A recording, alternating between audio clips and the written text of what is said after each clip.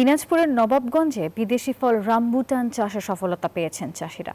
উপজেলার মাটিতে পুষ্টিগুণে ভরপুর এই ফলের ব্যাপক ফলন হওয়ায় কৃষিতে দেখা দিয়েছে অপার সম্ভাবনা। রামবুটানের দাম এবং চাহিদা ভালো থাকায় কৃষকেরাও বেশ খুশি। উদ্বুদ্ধ করছে কৃষি বিভাগও। ফখরুল হাসান পলাশের পাঠানো তথ্য ছবি নিয়ে ডেস্ক রিপোর্ট। দিনাজপুরের নবাবগঞ্জ উপজেলার বিনোদননগর ইউনিয়নের কামারপাড়া গ্রামে আব্দুর রহমান বিদেশে চাকরি করার সময় রামবুটান ফলের সাথে পরিচিত হন। দেশে ফেরার সময় সঙ্গে আনেন এই ফলের বীজ, কিন্তু সেই বীজ দিয়ে চারা তৈরিতে ব্যর্থ হন। পরে ফরিদপুর থেকে আনেন রামবুটান চারা। চলতি মৌসুমে পেলেন ব্যাপক ফলন।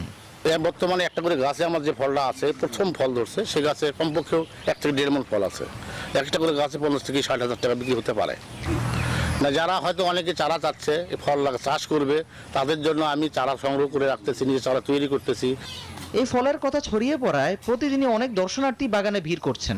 বান্ডেল থাকলে প্রতি সেনমানিতে টাকা বাঁচবে।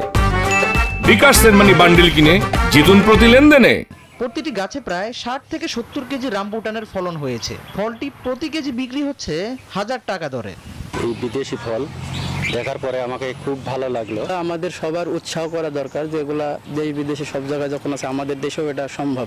এইরকম জিনিস এলাকায় যদি আরো 2-4 জন ফলন তো করে, তাহলে এলাকার জন্য খুব সুবিধাজনক।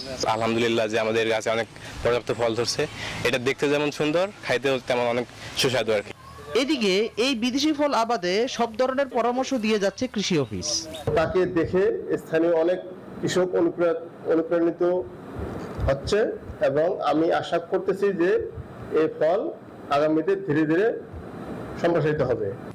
এই অঞ্চলের মাটি ও আবহাওয়া সব ধরনের ফলের জন্য উপযোগী, তাই বাড়ির উঠান সহ বাণিজ্যিকভাবে বাগান গড়ে তুললে গ্রামীণ অর্থনীতিতে রামবুটান ভূমিকা রাখতে পারে বলে মনে করছেন সংশ্লিষ্টরা।